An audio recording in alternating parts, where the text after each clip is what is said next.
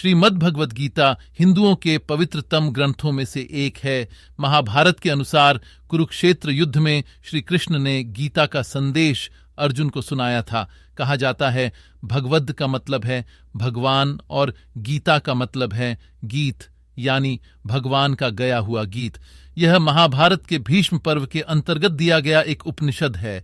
इसमें एकेश्वरवाद, कर्म योग, ज्ञान योग, भक्ति योग की बहुत सुंदर ढंग से चर्चा हुई है। इसमें देह से अतीत आत्मा का निरूपण किया गया है। आप कितने भी अच्छे कर्म कर लो, लेकिन समाज आपके बुरे कार्यों को ही सदैव याद रखता है। इसलिए लोग क्या कहेंगे, यह सोचने से बेहतर है कि आप अपना कर्म करें। जन्म लेने वाले के लिए मृत्यु उसी प्रकार निश्चित है जितना कि मरने वाले के लिए जन्म लेना।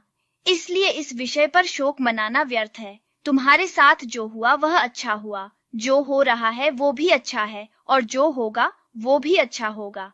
जीवन का आनंद ना तो भूतकाल में है और ना भविष्यकाल में, बल्कि जीवन तो बस वर्तमान को जीने में है। गीता के अनुसार जिंदगी में हम कितने सही हैं और कितने गलत हैं, यह केवल दो लोग जानते हैं, एक परमात्मा और दूसरी हमारी अंतरात्मा। जब तक शरीर है तब तक कमजोरियां तो रहेगी ही। इसलिए कमजोरियों की चिंता छोड़ो और जो सही कर्म है उस पर अपना ध्यान लगाओ। जीवन का आनंद ना तो भूतकाल में है और ना भविष्यकाल में, बल्कि जीवन तो बस वर्तमान को जीने में है। गीता के अनुसार जिंदगी में हम कितने सही हैं और कितने गलत हैं, यह केवल दो लोग जानते हैं, एक परमात्मा और दूसरी हमारी अंतरात्मा। जब तक शरीर है तब तक कमजोरियां तो रहेगी ही। इसीलिए कमजोरियों की चिंता छोड़ो और जो सही कर्म है उस पर अपना ध्यान लगाओ। अर्जुन, तुम भला क्यों रोते हो? तुमने जो खोया क्या वह तुमने पैदा किया था? आज जो तुम्हारा है वह कल किसी और का होगा, क्योंकि परिवर्तन ही संसार का नियम है। किसी का अच्छा ना कर सको तो बुरा भी मत करना, क्योंकि दुनिया कमजोर है लेकिन दुनिया बनाने वाला नहीं।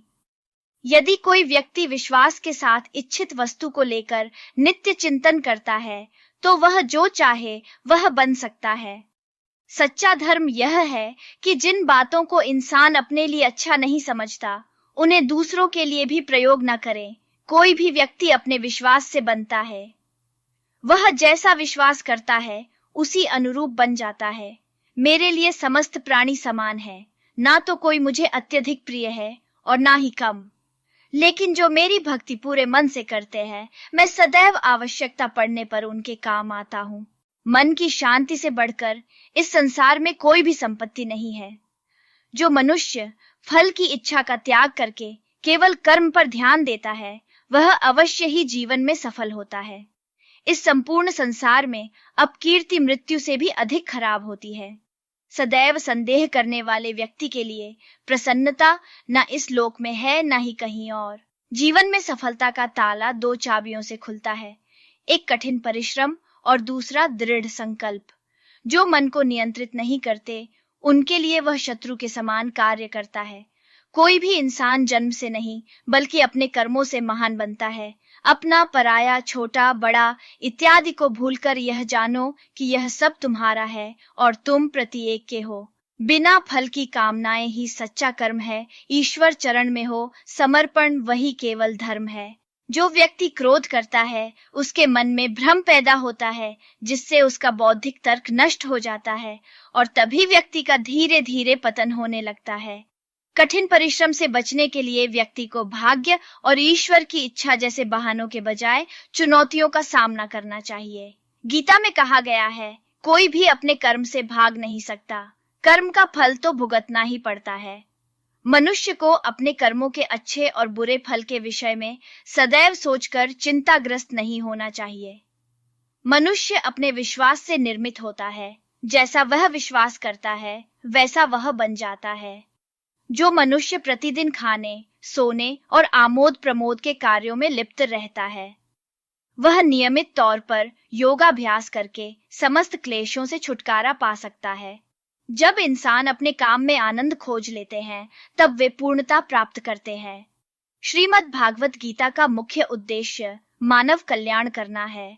इसलिए प्रत्येक मनुष्य को सदैव मानव कल्याण की ओर अग्रसरित रहना चाहिए। माफ करना और शांत रहना सीखिए। ऐसी ताकत बन जाओगे कि पहाड़ भी रास्ता देंगे। व्यक्ति को अपनी इंद्रियों को वश में रखने के लिए बुद्धि और मन को नियंत्रित रखना होगा। इंसान हमेशा अपने भाग्य को कोसता है, यह जानते हुए भी कि भाग्य से भी ऊंचा उसका कर्म है, जिसके स्वयं के हाथों में है। व्यक्ति को आत्मज्ञान के माध्यम से संदेह रूपी अज्ञानता को समाप्त करना चाहिए। मैं उन्हें ज्ञान देता हूं जो सदा मुझसे जुड़े रहते हैं और जो मुझसे प्रेम करते हैं। सत्य कभी दावा नहीं करता कि मैं सत्य हूं, लेकिन झूठ हमेशा दावा करता है कि सिर्फ मैं ही सत्य हूं। परिवर्तन संसार का नियम है। समय के साथ संसार में हर चीज परिवर्तन के नियम का पालन करती है। हालांकि मैं भूत, भविष्य और वर्तमान काल के तीनों जीवों को जानता हूं, लेकिन मुझे वास्तव में कोई नहीं जानता है। संयम, सदाचार, स्नेह एवं सेवा ये गुण सत्संग के बिना नहीं आते। कर्म करो, फल की चिंता मत करो, भगवत गीता का सबसे बुद्धिमान संदेश है। आज हम केवल पैसे, बेहतर घर, कार और सुरक्षित भविष्य के लिए काम कर रहे हैं। हम इतने लक्ष्य चालित हैं कि हम सब कुछ परिणाम के बारे में सोचकर ही करते हैं। यह एक ऐसी चीज है जिससे हमें बचना चाहिए, केवल इसलिए कि यदि अपेक्षाएं पूरी नहीं होती है तो दर्द अवश्यंभावी है। इसलिए काम करते रहें और बदले में कुछ भी उम्मीद न करें। जो व्यक्ति मैं और मेरा इत्यादि की भावना से मुक्त हो जाता है, उसे जीवन में शांति की प्राप्ति होती है। आत्मज्ञान की तलवार से काटकर अपने हृदय के अज्ञान के संदेह अलग कर दो। अनुशासित रहो, उठो और कार्य करो। जिस प्रकार से प्राकृतिक मौसम में बदलाव आता है, ठीक उसी प्रकार से जीवन में भी सुख दुख आता रहता है। वह कभी स्थायी नहीं रहते हैं। इस जीवन में ना कुछ खोता है ना व्यर्थ होता है। जो लोग परमात्मा को पाना चाहते हैं वह ब्रह्मचर्य का पालन करते हैं। भगवान श्री कृष्ण कहते हैं कि मैं इस संसार की सुगंध हूँ, अग्नि की ऊष्मा हूँ और समस्त जीवित प्राणियों का आत्म संयम हूँ। जो होने वाला है वो होकर ही रहता है और जो नहीं होने वाला वह कभी नहीं होता। ऐसा निश्चय जिनकी बुद्धि में होता है, उन्हें चिंता कभी नहीं सताती है। किसी भी व्यक्ति को ना तो समय से पहले और ना ही भाग्य से अधिक कुछ मिलता है, लेकिन उसे सदैव पाने के लिए प्रयत्नशील रहना चाहिए। मनुष्य जिस रूप में ईश्वर को याद करता है, ईश्वर भी उसे उसी रूप में दर्शन देते हैं। अपने कर्तव्य का पालन करना ही प्रकृति द्वारा निर्धारित किया हुआ हो, वह कोई पास नहीं है। सज्जन व्यक्तियों को सदैव अच्छा व्यवहार करना चाहिए, क्योंकि इन्हीं के पद चिन्हों पर सामान्य व्यक्ति अपने रास्ते चुनता है। बुद्धिमान को अपनी चेतना को एकजुट करना चाहिए और फल के लिए इच्छा छोड़ देनी चाहिए। मन अवश्य ही चंचल होता है, लेकिन उसे अभ्यास और वैराग्य के माध्यम से वश में लाया जा सकता है। इंद्रियों की दुनिया में कल्पना सुखों की प्रथम शुरुआत है और अंत भी जो दुख को जन्म देता है। इस संपूर्ण संसार में कोई भी व्यक्ति महान नहीं जन्मा होता है, बल्कि उसके कर्म उसे महान बनाते हैं। जीवन में कभी गुस्सा या क्रोध ना करे, यह आपके जीवन के ध्वंस कर देगा। हे पार्थ, मैंने और तुमने अपने कर्तव्यों को निभाने के लिए धरती पर कई अवतार लिए हैं, लेकिन मुझे याद है और तुम्हें नहीं। वासना, क्रोध और लालच नरक के 3 दरवाजे हैं। जो मनुष्य जिस देवता की विश्वास के साथ भक्ति करता है, मैं उस व्यक्ति की उसी देवता में दृढ़ता बढ़ा देता हूँ। सभी काम छोड़कर बस भगवान में पूर्ण रूप से समर्पित हो जाओ। मैं तुम्हें सभी पापों से मुक्त कर दूंगा। बुद्धिमान व्यक्ति कभी भी कामुक सुख में आनंद लेते हैं। वह सदैव मोक्ष की प्राप्ति में लगे रहते हैं। वह जो सभी इच्छाएं त्याग देता है, उसे शांति की प्राप्त होती है। संपूर्ण संसार में जब अधर्म और पाप बढ़ता है, तो मैं धर्म की पुनः स्थापना के लिए धरती पर अवतार लेता हूँ। जैसे अंधेरे में प्रकाश की ज्योति जगमगाती है, ठीक उसी प्रकार से सत्य की चमक भी कभी फीकी नहीं पड़ती। इसलिए व्यक्ति को सदैव सत्य बोलना चाहिए। मैं सभी प्राणियों के हृदय में विद्यमान हूँ। जो व्यक्ति मृत्यु के दौरान मेरा नाम लेता है, वह सदैव मेरे ही धाम को प्राप्त होता है। इसमें कोई शक नहीं है। ऐसा कुछ भी नहीं, चेतन या अचेतन, जो मेरे बिना अस्तित्व में रह सकता हो। परिवर्तन ही इस संपूर्ण संसार का नियम है। इसलिए व्यक्ति को कभी अपने वर्तमान पर घमंड नहीं करना चाहिए। जिसने जन्म लिया है, उसकी मृत्यु निश्चित है। और मृत्यु के पश्चात पुनर्जन्म भी निश्चित है। मनुष्य का संपूर्ण शरीर 5 तत्वों से मिलकर बना है: अग्नि, जल, वायु, आकाश और पृथ्वी।